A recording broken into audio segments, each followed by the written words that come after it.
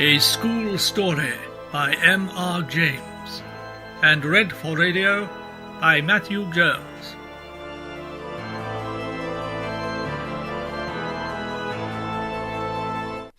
An old friend and I were talking one night after dinner at the club, and the subject turned to ghosts. "All schools seem to have 'em," I said. "Mine was a ghostly footprint on a stone stair." "Really? What was it like?" asked my companion curiously. "Oh, not very convincing. Just the shape of a shoe with a square toe, if I remember right. Strangely enough, though, I never heard any story about the thing. Seems odd when you come to think of it. I'm surprised one of the boys didn't invent one." "You never can tell with boys," said my companion. "They have a mythology of their own." "True enough. I dare say if you were to investigate the cycle of ghost stories which boys at private schools tell each other, they'd all turn out to be highly compressed versions of stories out of books." Nowadays the Strand and Pearsons would be the thing." "Yes, well, they weren't born or thought of in my time." "You don't suppose, do you?" said my friend, pausing a moment. "Sometimes one of these tales might be true." "Well, I've not come across a tale that convinced me yet. But from the way you say it, I gather you have." "Well, I really don't know. I'll tell you what's in my mind, though. It happened at my private school 30-odd years ago. I haven't any explanation of it. The school I mean was near London. It was established in a large, fairly old house, a grey-white building, very fine grounds about it. Large cedars in the garden, like there are in so many of the older gardens in the Thames Valley, and ancient elms in the 3 or 4 fields where we used our games. I think probably it was quite an attractive place, though boys seldom allow that their schools possess any tolerable features. I came to the school in September, soon after the year 1870, and among the boys who arrived on the same day was one whom I took to, an Irish lad by the name of MacLeod.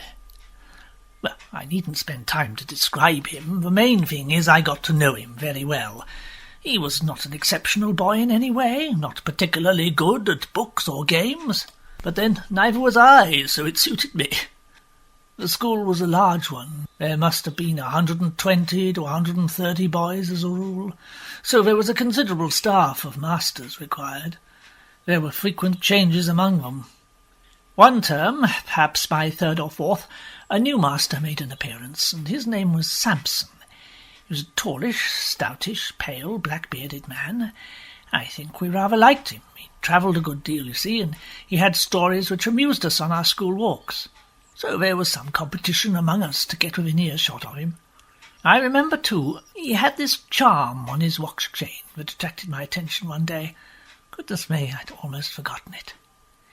I suppose it was a gold Byzantine coin. There was an effigy of some absurd emperor on one side, and the other side had been worn practically smooth. He'd had cut onto it, rather barbarously, his own initials, GWS, and a date 24th of July, 1865. I can see it now. He told me he picked it up in Constantinople. It was about the size of a florin, perhaps a little smaller. Well, anyway, the first odd thing that happened was this. Sampson was doing Latin grammar with us. One of his favourite methods, perhaps it's rather a good one, was to make us construct sentences out of our own heads to illustrate the rules he was trying to make us learn. Of course, such a thing gives a silly boy a chance to be impertinent, and there are lots of school stories in which that happens, so I dare say there are. But Sampson was too good a disciplinarian for us to think of trying that with him.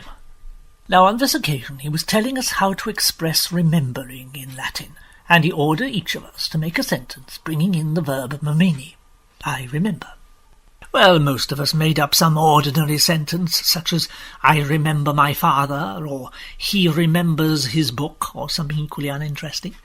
And I dare say a good many of us put down "Memino librum meum," and so forth.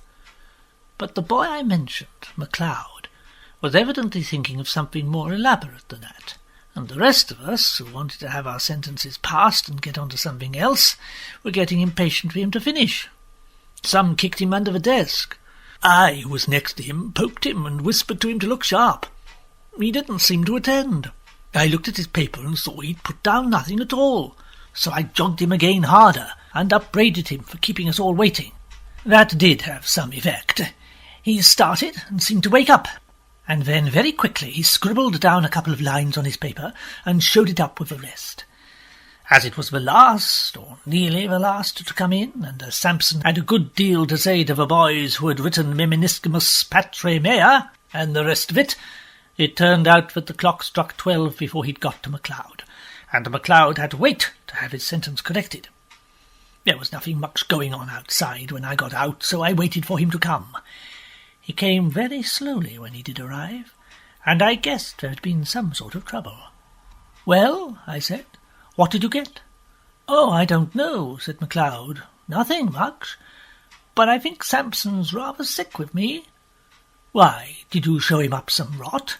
"No fear," he said. "It was all right as far as I could see. It was like this. Memento, that's right enough for remember, and it takes a genitive. Memento putai, intor, quator, taxos." "What silly rot," I said. "What made you shove that down? What does it mean?" "That's the funny part," said MacLeod. "I'm not quite sure what it does mean. All I know is it just came into my head and I corked it down. I know what I think it means, because just before I wrote it down I had a sort of picture of it in my head. I believe it means, remember the well among the 4... what are those dark sort of trees that have red berries on them?" "Mountain ashes," I said. "No, yews." "And what did Sampson say?" "Why, he was jolly odd about it," said MacLeod. "When he read it he got up and went to the mantelpiece and stopped quite a long time, without saying anything, with his back to me. And then he said, without turning round and rather quiet, 'What do you suppose that means?' "I think, sir, it means remember the well among the 4... trees." "What tree?" "I can't remember what they're called, sir." "And why did you put that down?" He told me that he'd said something or other that seemed to satisfy Sampson, at least for the moment. He said that then Sampson let off talking about it and started changing the subject, asked how long he'd been there and where his people lived, things like that. Then MacLeod had come away. But he wasn't looking a bit well, he told me. I don't remember any more that was said by either of us about it. But next day MacLeod took to his bed with a chill or something of the kind, and it was a week or so before we were in school again, and as much as a month went by without anything happening that was noticeable. Whether or not Mr. Sampson was really startled as MacLeod had thought, he didn't show it. I'm pretty sure, of course, now, that there was something very curious in his past history, but I'm not going to pretend that we boys were sharp enough to guess any such thing. Well, then there was one other incident of the same kind as the last. Several times since that day we had to make up examples in school to illustrate different rules. There'd never been any row, except when we did them wrong. But then there came a day when we were going through these dismal things which people call conditional sentences, and we were told to make a conditional sentence expressing a future consequence. We did it, right or wrong, and showed up our bits of paper, and Sampson began looking through them. All at once he got up, made some odd sort of noise in his throat, and rushed out by a door just by his desk. We sat there for a minute or two. Then, I suppose it was incorrect, but we went up, and I and one or two of the others looked at the papers on the desk. Of course, I thought someone must have put down some nonsense and Sampson had gone off to report them. All the same, I noticed he hadn't taken any of the papers with him when he ran out. Well, the top paper on the desk was written in red ink, which no one used, and it wasn't in anyone's hand who was in the class. They all looked at it, MacLeod and all, and took their dying oaths it wasn't theirs. Then I thought of counting the bits of paper, and of this I made quite certain, that there were 17 bits of paper on the desk, and 16 boys in the form. Well, I bagged the extra paper, and kept it, and I believe I have it now. Well, you'll want to know what was written on it. It was simple enough, and harmless enough, I should have thought. It said, in reasonable Latin, "If you don't come to me, I'll come to you." "Could you show me the paper?" "Yes, I could. But there's another odd thing about it. That same afternoon I took it out of my locker, and I know for certain it was the same bit, for my finger had made a smudge of ink upon it. There was no single trace of writing of any kind upon it. I kept it, as I said, and since that time I have tried various experiments to see whether sympathetic ink had been used, but absolutely no result. So much for that. After about half an hour, Sampson looked in again, said he'd been very unwell, and told us we might go. He came rather gingerly to his desk, and gave just one look at the uppermost paper, and when he didn't see it, perhaps he thought he'd been dreaming before. Anyhow, he asked no questions. That day was a half-holiday, and the next day Sampson was in school again, much as usual. That night the third and last incident in my story happened. We, MacLeod and I, slept in a dormitory at right angles to the main building. Sampson slept in the main building on the first floor. It was a very bright full moon.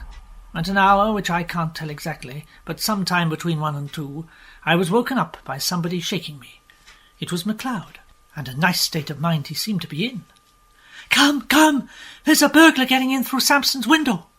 As soon as I could speak, I said, "Well, why not call out and wake everybody up?" No, I'm not sure who it is. Don't make a row.